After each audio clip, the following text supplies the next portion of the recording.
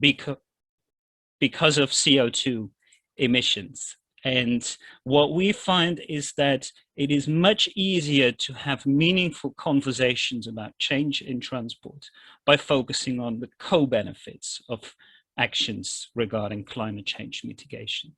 So think about better air quality. Think about nicer, safer streets. Think about offering opportunities for people to get to places who don't have a car. These kinds of changes are very important. Transport plays a very important role in making sure that everyone has fair life chances. If we create a transport system that is less dependent on private vehicles, we can make life easier for a lot of people, especially those who are unable to drive for all sorts of reasons.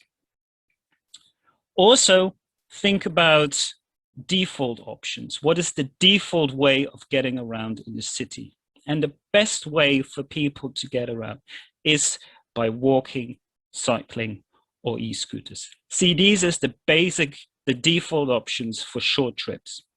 For longer trips, bus and metro. The car has a role to play and is especially important for those situations where traveling on public transport or cycling or walking is impractical or not possible for a range of situations. However, those cars would need to be cleaner than the current ones, and ideally they're shared. Final point I'm going to make is about something that you may not be thinking about in the context of this discussion, but is actually very important, and that is flying. Because flying is becoming more and more important within the total emissions for transport. And people who cycle and walk everywhere in their daily life may be ruining their whole carbon budget by taking a couple of intercontinental flights or a couple of holidays abroad by airplane. And we also need to think about this going forward as a country, but also as a city. Thank you very much.